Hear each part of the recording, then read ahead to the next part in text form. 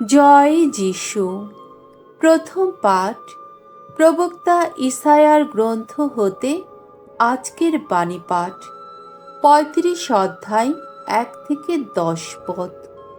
ওই দেখো, তোমাদের ঈশ্বর তোমাদের রক্ষা করতে নিজেই আসছেন। মরুভূমি ও মরা মাটি এবার পুলকিত হোক, মরুপ্রান্তর উল্লসিত হোক, পুষ্পিত হোক, গোলাপ গাছেরই মতো ভরে উঠুক পুষ্প সম্ভারে। হ্যাঁ, মরুপ্রান্তর বিপুল উল্লাসে উল্লসিত হোক, উচ্ছ্বসিত হোক আনন্দ ধ্বনিতে। তাকে এখন দেওয়া হয়েছে লেবাননের মহা গৌরব, কার্মেল ও শারনের উজ্জ্বল গরিমা। সকলেই দেখতে পাবে ভগবানের মহা গৌরব, আমাদের ঈশ্বরেরই উজ্জ্বল গরিমা। তোমরা এবার শক্ত করে তুলো যত দুর্বলের হাত, নরবরে হাঁটুগুলোকে সুস্থির করে তুলো। ব্যাকুল যাদের অন্তর, তাদের এই কথা শোনাও, ভয় করো না, সাহস ধরো। ওই দেখো তোমাদের ঈশ্বর। তোমাদের প্রতি যত অন্যায়ের প্রতিশোধ নিতে, যথাযোগ্য প্রতিফল দিতেই আসছেন তিনি। তোমাদের রক্ষা করতে নিজেই আসছেন তিনি। এবার খুলে যাবে অন্ধের চোখ, অবারিত হবে বধিরের কান। এবার খোঁড়া মানুষ লাফিয়ে উঠবে হরিণেরই মতো, বোবার জিভে জেগে উঠবে আনন্দের ধ্বনি। কারণ মরুভূমিতে উৎসারিত হবে প্রবল জলধারা, মরুপ্রান্তরের বুকে বয়ে চলবে খরস্রোতা যত নদী। তখন দগ্ধ ভূমি হবে সরোবর, তৃষ্ণার দেশভূমি হয়ে উঠবে টগ বগে ঝর্ণার দেশ। শেয়াল লুকিয়ে বসে থাকত যেখানে, নল খাগড়ার ঝোপ বাড়বে সেখানে। মাঝখান দিয়ে চলে যাবে একটি রাজপথ, যার নাম রাখা হবে পুণ্য সরণী। অশুচি কেউ সেই পথ দিয়ে চলতে পাবে না। পথটি থাকবে শুধু ওই ওদেরই জন্যে। নির্বোধ কেউই পথ হারিয়ে সেখানে আসতেও পারবে না। সেখানে থাকবে না কোনো সিংহ, কোনো হিংস্র পশুর পাও পড়বে না।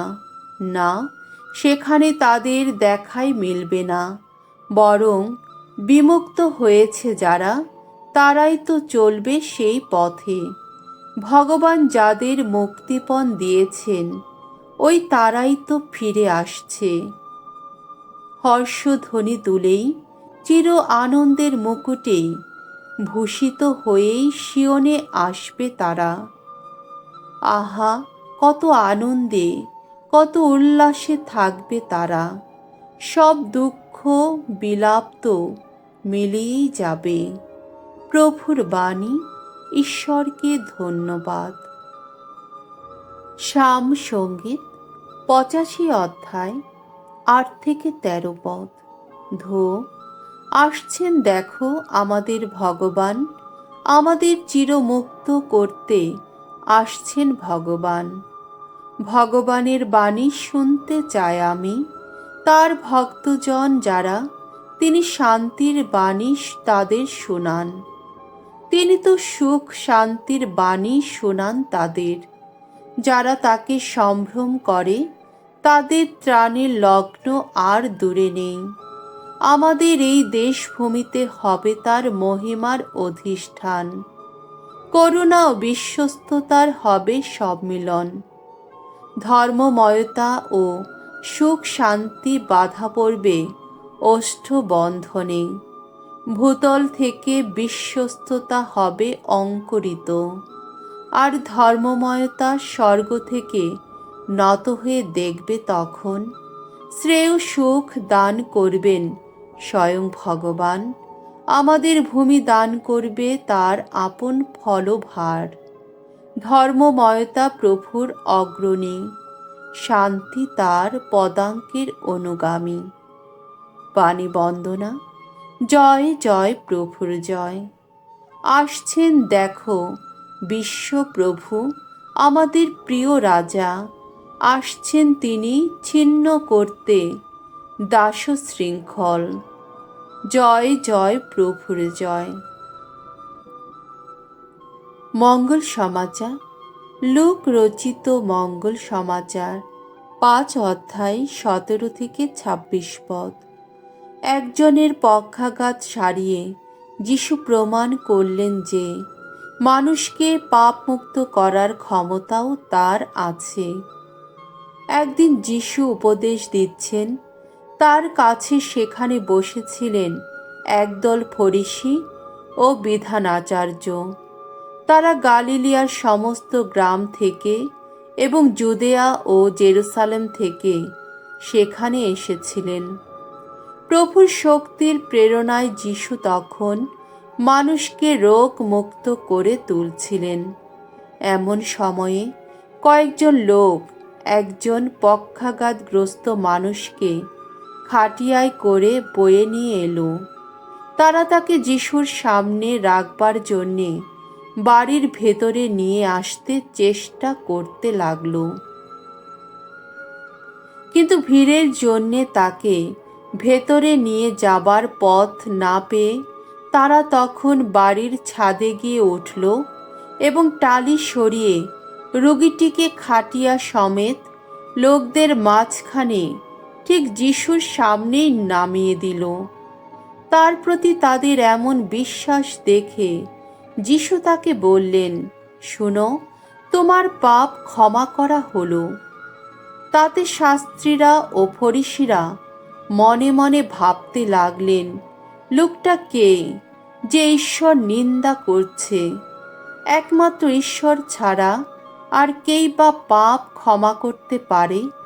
তবে তারা যে কি ভাবছেন তা বুঝতে পেরে যিশু তখন তাদের লক্ষ্য করে বললেন, আপনারা মনে মনে এই কথা ভাবছেন কেন? কোনটা বলা সহজ, তোমার পাপ ক্ষমা করা হলো, না ওঠো তুমি হেঁটে বেড়াও? বেশ, পৃথিবীতে পাপ ক্ষমা করার অধিকার যে মানব পুত্রের আছে, আপনারা যাতে তা বুঝতে পারেন। তিনি তখন পক্ষাঘাতগ্রস্ত লোকটিকে বললেন, আমি তোমাকে বলছি, ওঠো, তোমার খাটিয়া তুলে নাও আর ঘরে যাও। আর তখনই সে তাদের সামনে উঠে দাঁড়ালো। যে খাটিয়ায় সে এতক্ষণ শুয়েছিল তা তুলে নিয়ে সে তখন ঈশ্বরের বন্দনা করতে করতে বাড়ি ফিরে গেল। উপস্থিত সকলেই বিস্ময়ে বিমর হয়ে পড়ল। তারা ঈশ্বরে বন্দনা করতে লাগল। কেমন যেন ভয়ে সম্ভ্রমে ভরে গেল তাদের অন্তর। তারা বলতে লাগল, সত্যি আজ আমরা এক অদ্ভুত ব্যাপার দেখতে পেয়েছি। প্রভুর মঙ্গলময় বাণী। খ্রিস্ট প্রভু তোমার প্রশংসা হোক।